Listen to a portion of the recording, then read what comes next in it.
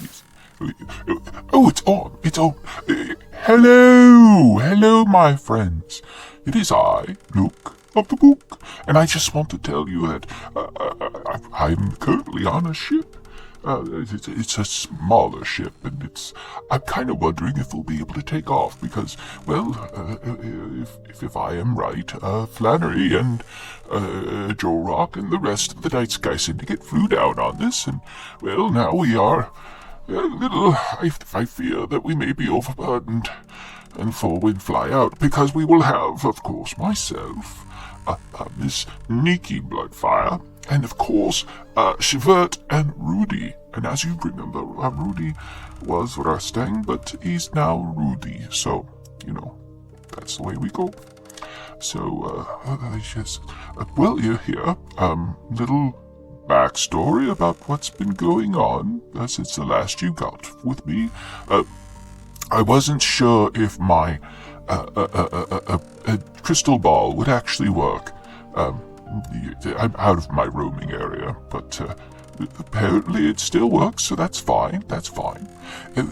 So while we're waiting, they're doing things and such, so I won't bother them. But since you're here, I will go ahead and tell you a story that I think you may like. So you go ahead and either sit or stand or do a merry jig. I don't really care. You do what you want, okay?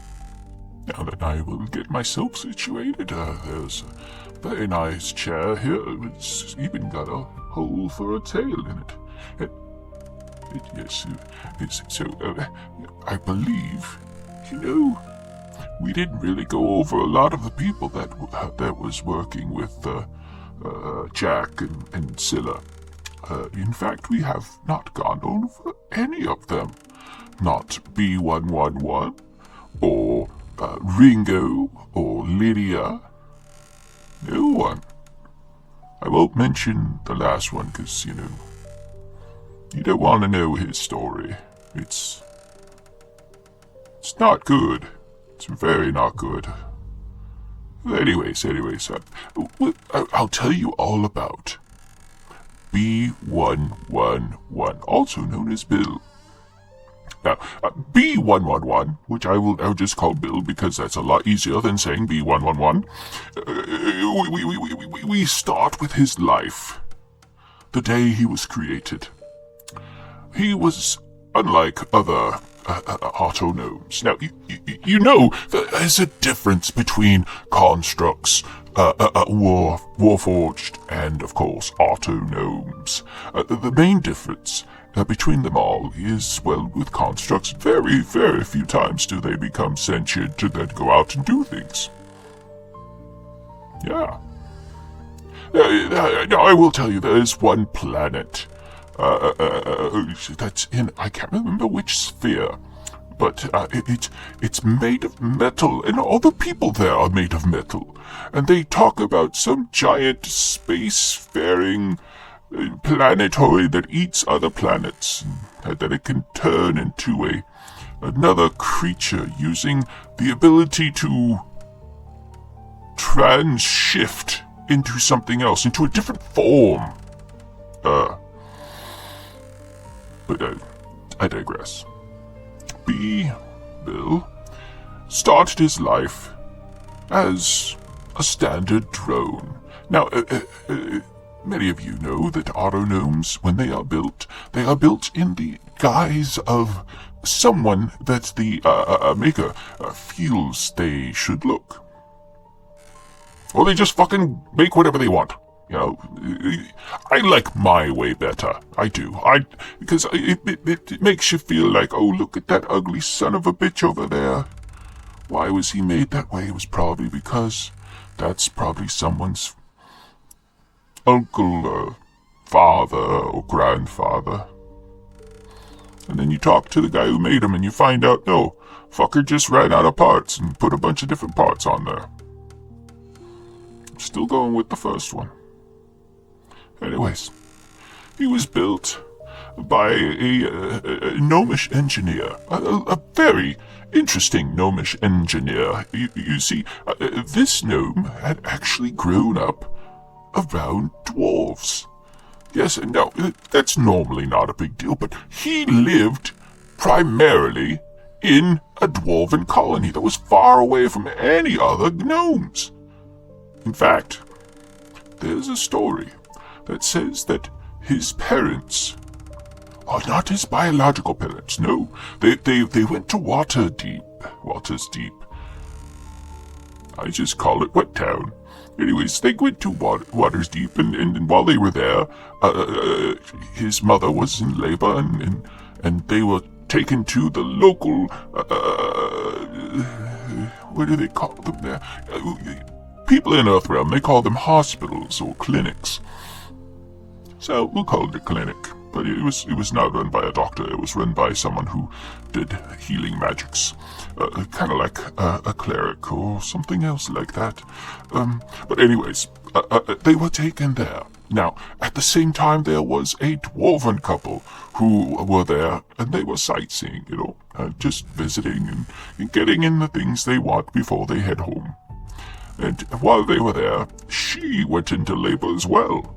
So they took the dwarven couple, and they took them to a room, and they then went ahead and tried to keep the wife from leaving, and then they found out that was actually the husband. As you know, some dwarven women wear beards. They crowther themselves. In fact, I have heard that there is a model out there amongst the spheres, a dwarven model. But you wouldn't know she's dwarven. You would think that she was, well, she looks like a dwarf, but she doesn't have the beard. No, she has a super long Fu Manchu that she braids. And it goes over her head and goes up on her head like a turban. It's fucking weird, but it's awesome.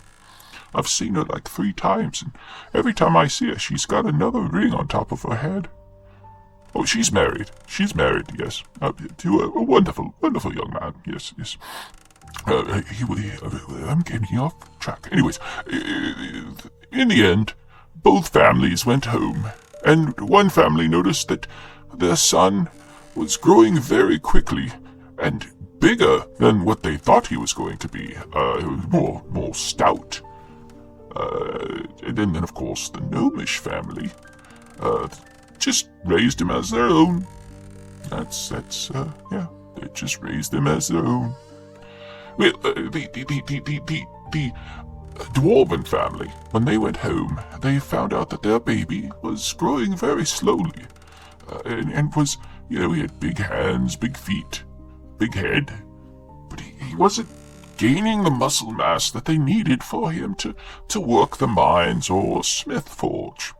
So he studied and became very smart, and so he started building contraptions until the king of that actual realm decided to allow him a full actual gifted scholarship to the gnomish, what do they call those? Oh yes, the gnomish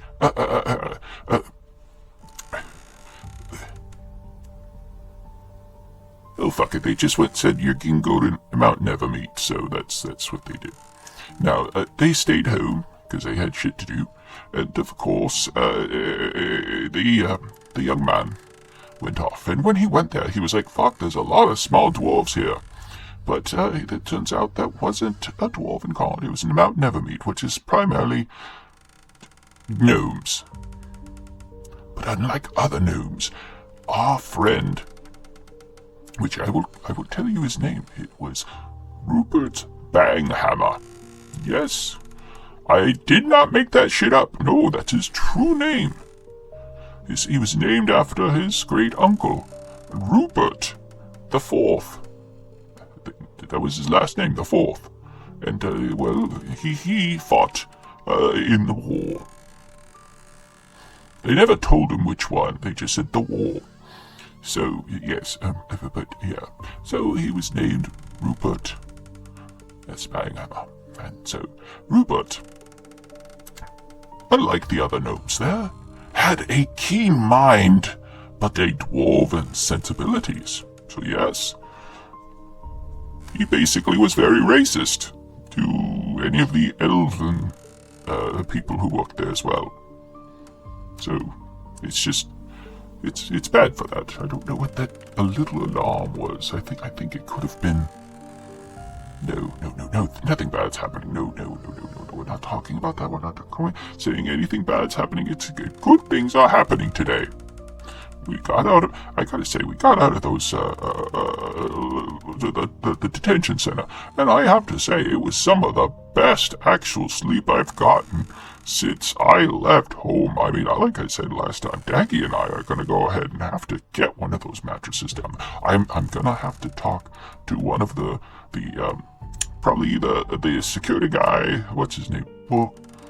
Booker, or I will have to talk to one of the assistant directors and see where they got those, because they're so nice. I am very getting off track. Anyways, so while he was studying at Mount Nevermeet, he found that he had the ability to create constructs that almost had a fully thinking mind, which was amazing. And so, those at Nevermeet learned from him, until one day, a ship came down from the sky, and they were like, "What the fuck is that? Why is that ship flying?" And so they did the one thing gnomes know to do when they see something they don't understand. They tried to capture it and strip it for parts. The people on the ship waved and said, "No, good friends, we are gnomes as you." And that's when, of course, our friend Rupert flipped them off, because he thought they were dwarves. And nobody had told him that everybody around him was a gnome. Nobody corrected him. He thought he was there for 3 years, and no one told him that they were all gnomes. He just thought they were little dwarves. But they weren't. No. So, anyways, our friend Rupert, he said, "You know what? I want to find out what's up there. I want to learn." And so everybody on Mount Nevermeet said, "Okay, sure, go ahead. If you die, you die. We'll tell your parents you died. How about that?" And he's like, "Don't tell my parents I died." Well, anyways, just to let you know, they did tell his parents that he died. He did eventually, I mean, we all do, maybe except for me, but we all come to our end, so he did eventually die, not right when they told him, but, close. So it's not a total lie. So, as I was saying, he went on the ship, went up into the sky, and there he made his way to Crescent. Now, Crescent is in Heart Space. It's a planet that looks like there was a person back on Earthrealm. I can't remember his name, but he had the face of a crescent moon, and he was selling burgers late at night. I have no idea what his name was.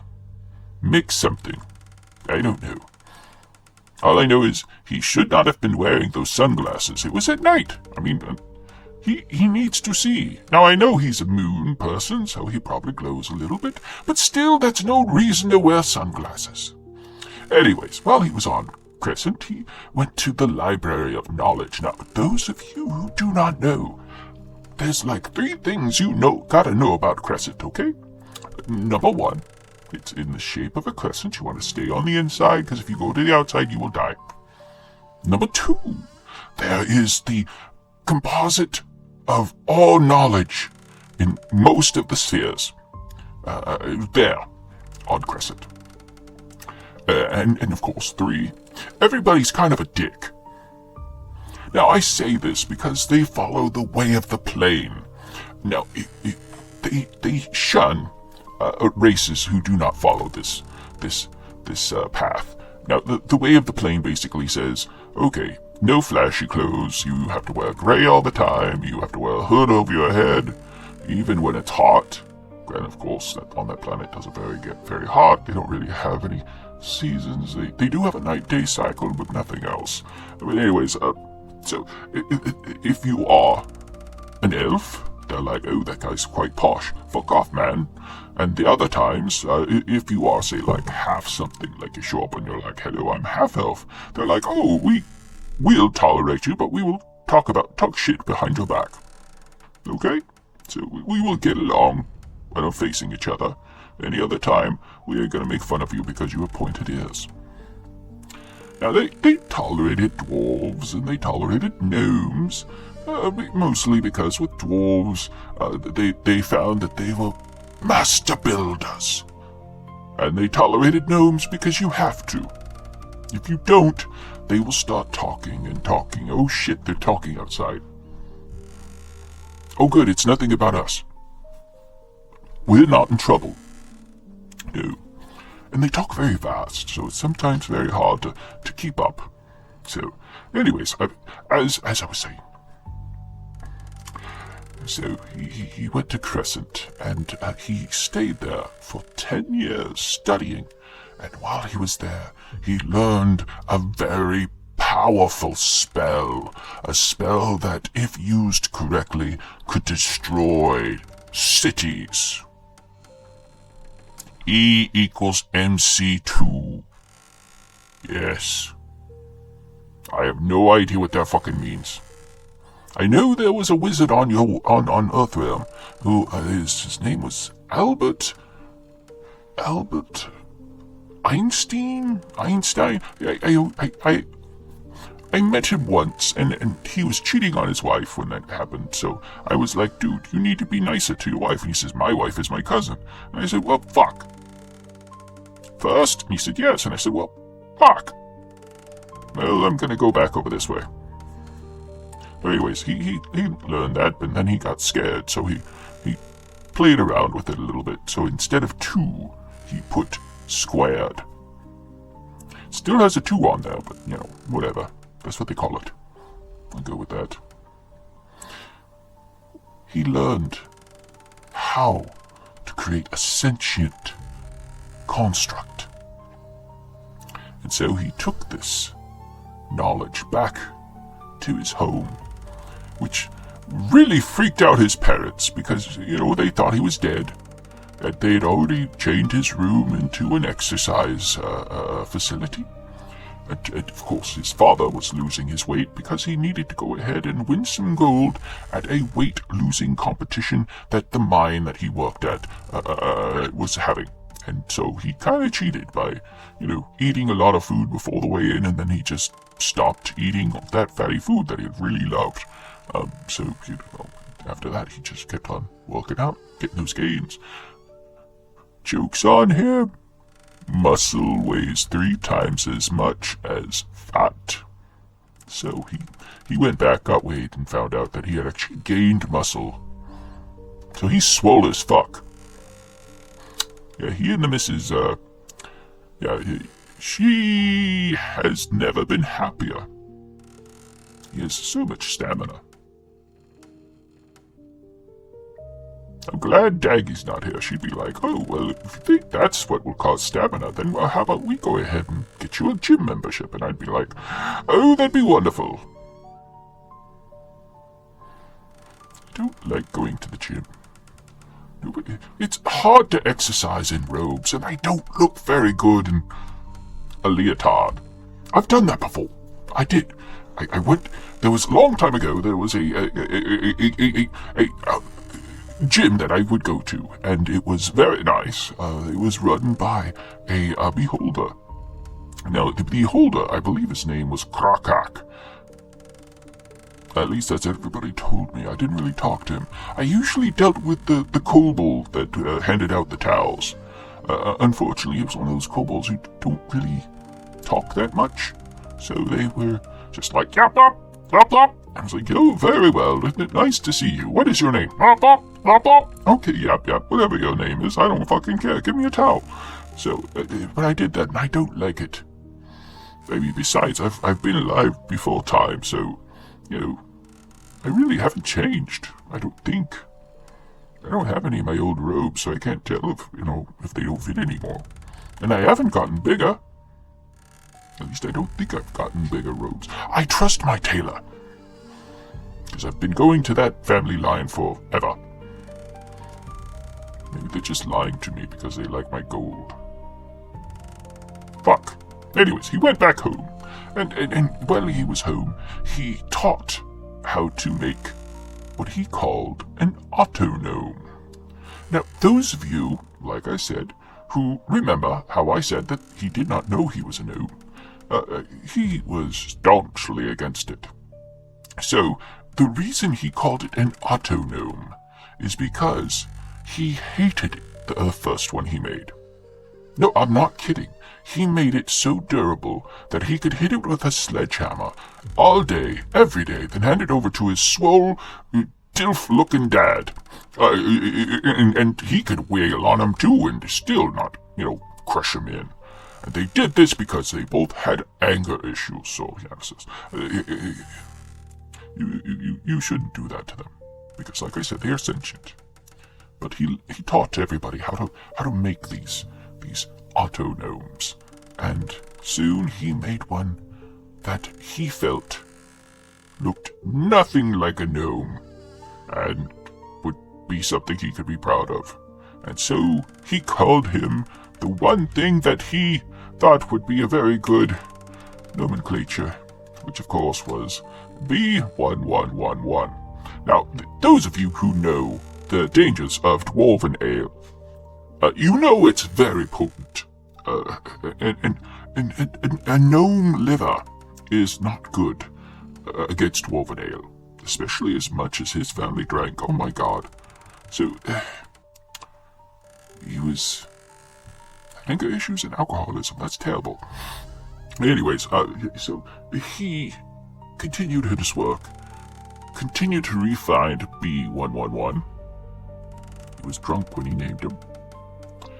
And once he finally got him to what he wanted, he decided to take him back to Crescent to show everybody what he had done. And he would have made it if it wasn't for the fact that the person that he was spell jamming with was kind of a dick and didn't really... was fucking me. Okay? I will tell you, it was fucking me. I was on the ship. I was there. I was trying to find something to do with my existence other than just, being Nook of the book. I had just come back from seeing my friends over in Garden. And so I was looking for somewhere else to be. And I booked passage on this a vessel. It was a gnomish whelk. And I was like, well, I won't fit in here, so I turned myself into a gnome. Which I hadn't done in a very long time, so I still had a little bit of a tail, a little nub. But everybody accepted me for it, so... But anyways, while we were on the ship, I had a very tense dream. Did I mention I had just broken up with a young lady who later became a doctor, who then was taken away from time and space by Kerr the Dick. It was Victoria. She had dumped me. Now, this was not the time she cheated on me. She just dumped me because she was like, Nook, you have no path in life. What are you going to do? And I said, I watch. And she goes, you're a pervert. And I said, well, yeah. But, other than that. So, on the ship, I had a very, very rambunctious dream. And I lost my concentration and turned back into my normal foe. And well, I accidentally knocked the Spelljammer's helm out of place. It was their fault. They put me in a very small room. I said, I may need a bigger room. Can I sleep on the deck? And they were like, fuck you, no you can't. So it's like, oh hell. So, yeah. So we listed for a while. During that time, myself and Rupert began to talk. And at this point, there's no hiding what I was, so I just, went out there. And he talked, and he showed me B111. And I was like, this is amazing. This is absolutely amazing. And he said, yes, it is. If only I can make it like a dwarf. I said, well, why don't you? And he said, well, every time I make it so stout, it's hard to get it out of my workshop. I said, well, make it no bigger. And he goes, well, I really didn't think about that. I was thinking more about, the electronics and circuitry inside him. I said, what circuits? And he said, Mr. Nook, just to, look, space whales. And I said, oh, I like space whales. And I looked at the space whales, and when I turned back, he was gone. I think he tricked me. Oh well, he's dead. Anyways, we finally made it to a stop where we could disembark and find a new ship, one that was bigger. So with that, I bid adieu to B111 and of course Rupert, and they went on. Once they got to Crescent, Rupert showed those at the suppository. Oh my God, the repository of all knowledge, and everybody there thought it was amazing. And so they entered the knowledge on how to make autognomes into the library. It was wonderful. And so he then left B11 there so that others could study him. And he went home. He found a beautiful dwarven woman, and on their honeymoon, she crushed his pelvis, and he died. But he died with a smile on his face. Yes. We all have our types. He liked them nice and big and with a beard. I like him small and green with a nice... Anyways, I forgot where I was. I like the short stacks, let's just put it that way. Anyways, as he was there, they studied him for years and years until finally nobody paid attention to him, and he just walked away. Remember, he's sentient. He knows what he is. And so he said, I want to see the world. So he went outside, started walking around. Now, of course, he had to wear the grey cloak and everything, so, but still you heard that clang, clong, as he was walking by. But people just thought it was like some sort of bell for something. Yeah. Bell for prayer. It wasn't. It was him clomping around. And then once he got to the other tip of Crescent, he was like, was this all that this is? Well, he found somebody in the market who said, well, we're looking for another hand. Would you like to join our crew? And he went, okay, I've been on a boat. Which you should not say if you're looking for work on a ship.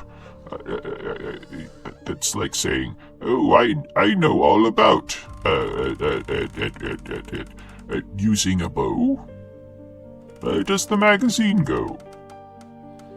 You don't say that.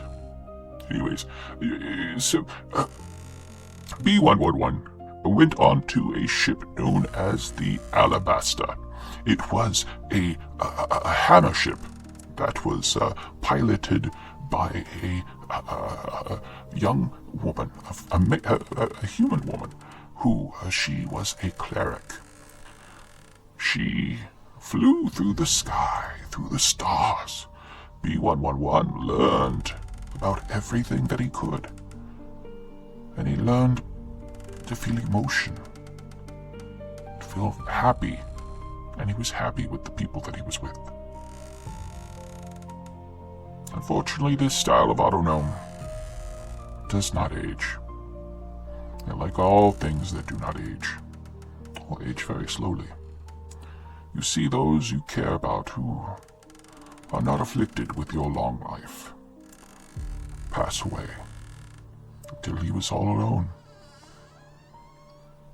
He could have gone and been with his friends' children or grandchildren or great-grandchildren, but he decided not to. how do you show up and say, hey, I was your great-grandfather's wingman. You want me to tell you about the time me and your great-grandfather went and found your great-grandmother, and when we ran... Oh, no, we shouldn't tell that to children. You can't do that. So, as we were continuing on, the young, well, not young, but B111 was, he made his way on many different crews until one day he noticed that there was a ship that had mostly auto-gnomes on it. In fact, almost entirely auto-gnomes. The only one he saw that was not was a gnomish man. Now, this gnomish man was a pirate. You wouldn't know it by looking at him. I mean, honestly, if you looked at him, you'd be like, that guy has huge glasses, big old nose, and a mustache that anybody would say, I want to ride. But what he was on the outside was not what he was on the inside. On the inside, if you saw him on the way to you, you would get the fuck out of there, because you would find out that he would kick your ass and kill everybody on your ship, take all your gold, and then probably set your ship on fire. That's because he said, I only need one ship. You know, he could have gotten more, but, you know, he said, no, just one ship. So anyways, this went on for years and years and years, and as we all know, gnomes live for a very long time. So, as the gnomish pirate was getting to his end, he went to each one of his auto-gnome compatriots and checked with each one to see who would be worthy to carry something he had been holding. The only thing that he had been holding that he felt was truly valuable, because it was given to him by a holy man, saying, this is a key to destruction. Keep it safe. Keep it secret. And he goes, oh, so I shouldn't tell anybody. I said, no, don't tell anybody. So he kept it with him. And now he said, Bill, I am now long for this world. I'm going to take the ship, and I will fly it into the void sphere. I've lived my life long and good, but there's one place I've never been. That is the void sphere. You may take the runabouts, those of your group, because once we enter the void sphere, there's no turning back. Many of the crew stayed with him. However, he would not allow B111 to join the group. He said, you have to take this. This is very important. So, B11 and a few others got into a boat. It was a long boat, and they pushed themselves off into the flow. His ship was filled with treasure, gold, jewels, magic items that nobody had ever seen. But still, as he entered the void sphere, he realized the true thing that what made a lot to him, that he treasured more than anything else, was his friends. And once he entered the void sphere, true to the word, he never made his way out. After that, Bill had B111 had some other actual jobs. Nothing like his time with the gnomish pirate. Until one day he came across a dwarven tabaxi who was singing a song in a town square, while a young half-orc woman sat back and watched. Now, at the time, he did not know that that was Jack and Scylla. No. In fact, at the time, they didn't even have a ship. But they had gained enough money to buy at least something small enough that, anywhere from 4 to 3 people could pilot it. And so, that's when he offered his services for free. Jack, however, said, well, no, if it's for free, that doesn't sound good. Well, the other artifact that B11 had was a sword. Now, on him, the sword was no bigger than a dagger. So they said, well, what are you going to do? And he's like, well, I'll take that dagger. And he says, well, I can't really give it to you. If you take it, it'll be stuck to you. And he said, oh, that's an old wives' tale. And I've seen old women, and I've asked them that. And they said, what the fuck are you doing? This is my house, get out. And I'm like, I'm sorry, I just needed to ask a question. I've been told at the park I cannot come up to people and ask them questions like this. So I just, the front door was open, I walked in, and I'm asking this question.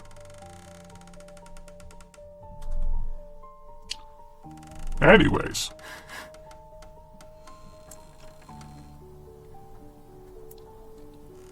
When they made enough, because at this point, when he joined the crew, and Jack realized that, fuck, the little dagger he took and put on his back grew huge to the size of a giant meat cleaver, which is bigger than a regular meat cleaver.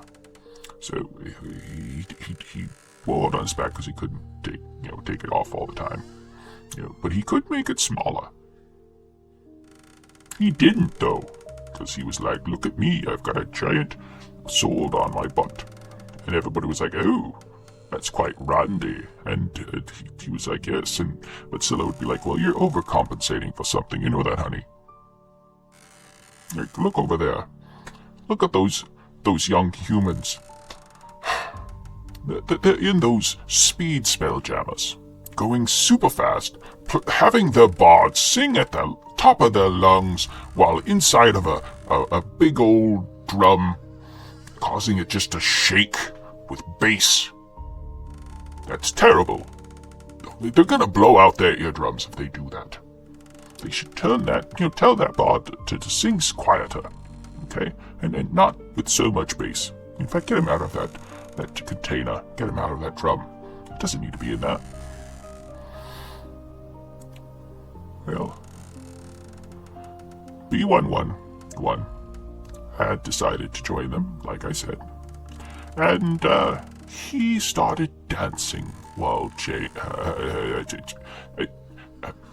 Jack was playing, and it was very nice. However, B111 did a dance where his body moved like it was very stiff. It was like, the arm would go up and the other arm would stay down, and then he would turn his head, jerk it all over, and then it would beep boop, which is racist to some species that say beep boop, beep boop. Where's it speciesist? Oh well, I'll ask the next door neighbor next time we get back. Because I can't ask old Mrs. McCleary. She told me I'm not allowed in our house anymore. I was just asking that question, okay? It was nothing perverted. I was just trying to find out if that was true. And she's an old wife, and so I wanted to hear her tales. She's a minotaur, so she thought I was trying to grab her butt. That's not what I was talking about. Anyways, so once they made enough money, they went down to the tavern, because, fuck it, you go down to the tavern, you get something to drink. B111, he didn't have anything, because he's I don't know, they don't really eat. Well, not all of them. Some of them do. I think so, I don't know, I've heard things. Anyways, while they were there, a young dwarven cleric was being harassed by some patrons of the bar. Now, Jack, Scylla, and B111 had been to this bar many times, and they had never seen this woman before. And so they were like, why are they picking on her? And the people in the bar just kept on like pushing her and punching her and pushing her and punching her and telling her she's no good and nobody wants her god there. And so Jack, Zilla, and B111 got up, went over, brought her back to their booth, and then they talked. What, did you think they would get into a fight? No, that's their favorite bar. You do that later, like a dive. Anyways, so they got to talk to her, found out she was a cleric of Anubis. And they're like, so you worship a death god? And she's like, well, he is a god of transition from this world to the next. And I help those who are needing the release. And they're like, so you just kill people? And she goes, no. If I find someone who is needing, that is stuck here, and is needing to be let go into the next world, I can do that. I will release their soul from their decaying husk and let it flow into wherever it's supposed to go. It was very beautiful, Jack said. Do you need a job? And so she became part of the crew. B111 was the cook, and he did not do very well, but they didn't have the heart to tell him. Now, everything that he made was not terrible, but it was all nutritious. I mean, you'd eat this thing that looked like a little cube bar. You'd bite into it and be like, oh, this tastes like crap. But damn, I'm not hungry anymore. In fact, I feel quite full. Anyways, I think he learned some of that from a young man, Wilbur, I think his name is. Owns a candy factory now. Anyways, he kept their world together. They eventually found themselves in ownership of a living ship. Not like it. No. It's living ships are usually grown through through an ent that had decided to stay where they were, and the remainder of itself turns into the rest of the ship, and through this magic they become the ship, which really saves on spell jamming helms. I mean, you can have one on there, or you can let the ent do it, but if the ent is being a dick, then you gotta go ahead and get on that helm, and But anyways, they had a living ship. They didn't do piracy. It was kind of like more or less transport of cargo. Sometimes they did it for people who really needed it and didn't get paid a lot. Other times they did it for people who did not need it and got paid a lot. But in the end, they thought they were good people. And they were. However, as they had left the last port they were at, Mingabwe, they were heading into the Rock of Brawl with a cargo given to them to take. This cargo was actually a threat on Titan's life.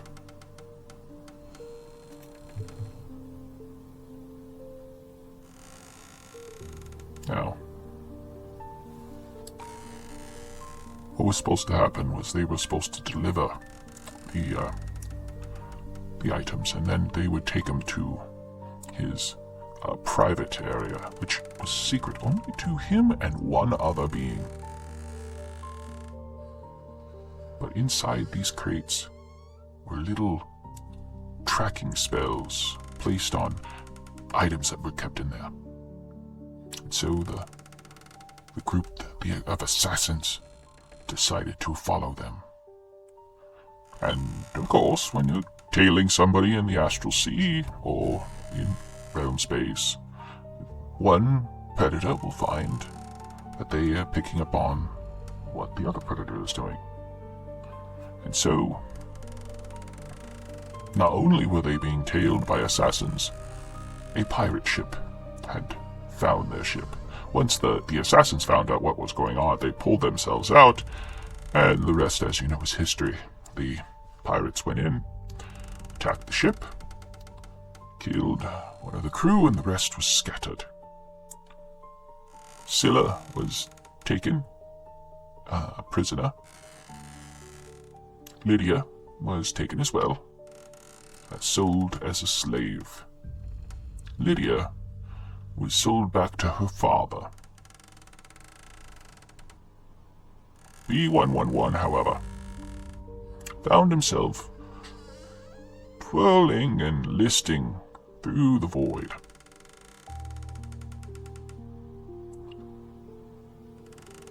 Eventually, he was, I shouldn't say picked up, they more or less ran into him.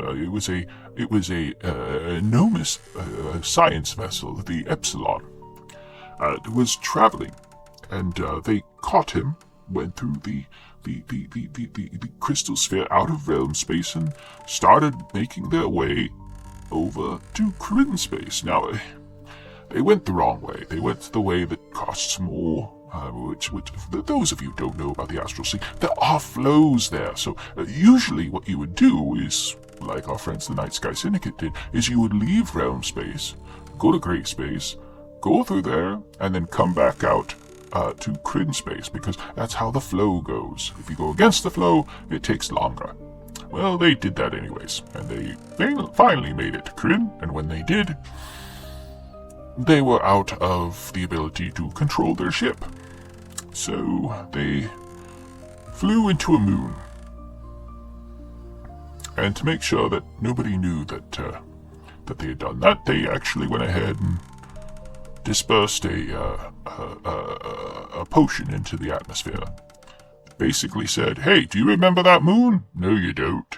So, yes, that's why if you go to Kryn and you say, how many moons do you have? They'll always say there's one less than what they really have. But, they knocked it out of orbit, and using what they had, they were able to keep it steady at a certain point. Now, they had really dug into this thing, so they really couldn't leave. But they did have ways to call out for help. And they were helped.